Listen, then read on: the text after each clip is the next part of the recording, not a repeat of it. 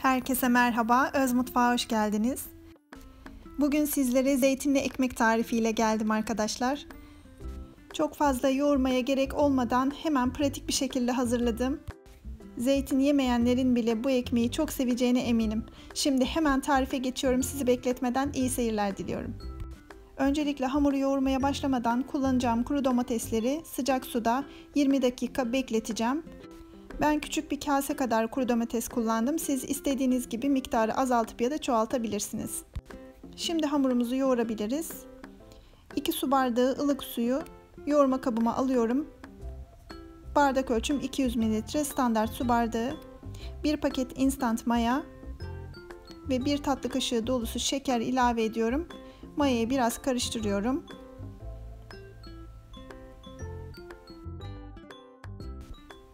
Yarım çay bardağı kadar zeytinyağı ilave ediyorum. Şimdi ununu ilave ediyorum. 3 su bardağı normal un, 2 su bardağı da tam buğday unu kullandım. 1 tatlı kaşığı da tuz ilave ediyorum. Ve hamuru yoğurmaya başlayacağım. Siz un çeşidini istediğiniz şekilde kullanabilirsiniz. İsterseniz tamamını normal undan ya da hepsini tam buğday unundan yapabilirsiniz. Tamamen sizin isteğinize kalmış. Malzemelerin tamamı birbirine karışıncaya kadar hamuru yoğuracağım. Çok fazla yoğurmamıza gerek yok. Çok da sert bir hamur istemiyoruz çünkü. Ele yapışan yumuşak bir hamur olmalı.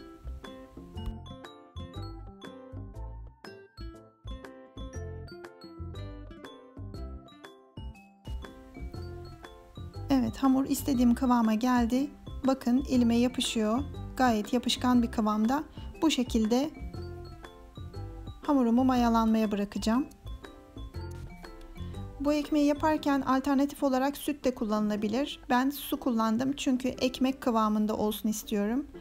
Ama siz tatlı maya ve poğaça kıvamında olsun isterseniz süt de kullanabilirsiniz.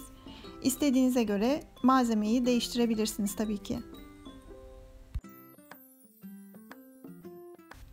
Evet, hamurun üzerini streç filmle güzelce kapattım ve ılık bir ortamda 1 saat mayalanmaya bırakıyorum.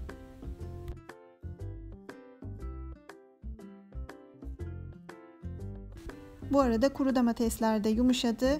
İyice sularını süzdüm. Hatta fazla suyunu da sıktım ve onları da küçük küçük doğrayacağım. Evet, hamur güzelce mayalandı. Şimdi hamurun havasını biraz alacağım ve malzemelerini ekleyeceğim. Hamur ele yapışan çok yumuşak bir kıvamda olduğu için yoğururken elimi biraz zeytinyağına batırıyorum. Ben malzeme olarak zeytin, maydanoz, taze soğan, kuru domates ve baharatlar kullandım arkadaşlar. Siz kendi zevkinize göre istediğiniz malzemeyi ekleyip ya da çıkarabilirsiniz. Zeytinlerin çekirdeklerini ayıkladım ve onları da küçük küçük doğradım. Şimdi bütün malzemeleri ekleyeceğim. 3 tel taze soğan ekledim. 1 küçük kase kadar kuru domates. 1 tutam maydanoz. Yine 1 küçük kase kadar çekirdekleri ayıklanmış zeytin.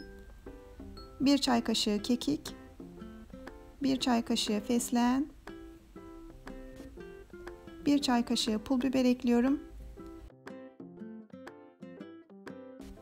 Çok fazla da yoğurmak istemiyorum. Hamurun sönmesini istemediğim için malzemeler hamura karışsın yeterli.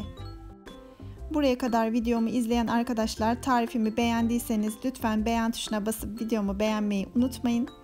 Eğer kanalıma abone değilseniz abone olun ki yeni tariflerimden haberiniz olsun. Gerçekten çok lezzetli bir ekmek oluyor arkadaşlar. Bu tarifi eğer denemediyseniz mutlaka denemenizi tavsiye ediyorum. Bu tip ekmekler seviyorsanız eğer İtalyanların focaccia ekmeği gibi ya da Kıbrıs'ın bulla ekmeği gibi ekmekleri eminim bunu da seveceksiniz. Ya da zeytinli açmayı seviyorsanız bunu da çok seveceğinize eminim. Evet, hamurum hazır. Şimdi elimi de biraz yağ batırıp istediğim büyüklükte parçalar kopararak ekmeklerimi hazırlıyorum.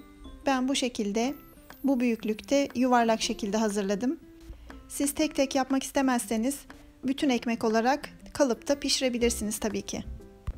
Ekmeklerimi aralıklı olarak tepsiye diziyorum. Toplamda 12 tane bu şekilde ekmek çıktı.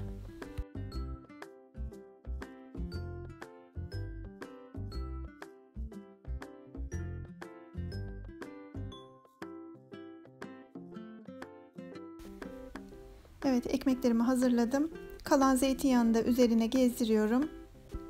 Ve 15 dakika daha ekmeklerimi mayalandıracağım ve fırına vereceğim. Evet, ekmeklerim fırına gitmek için hazır. Önceden ısıtılmış 180-190 derece fırında altı üstü kızarana kadar pişiriyorum. Benim fırınımda ortalama 50 dakika kadar sürdü. Evet, ekmeklerim fırından çıktı ve nefis bir şekilde piştiler. Şu an çok sıcak olduğu için biraz bekliyorum. Evet, ekmeklerim soğudu ve şimdi size içini de göstermek istiyorum. Bakın, içi bol malzemeli, yumuşacık, nefis bir ekmek oldu. Bu tarifi mutlaka denemelisiniz. Deneyecek olanlara şimdiden afiyet olsun. Yeni tariflerde görüşmek üzere, hoşça kalın.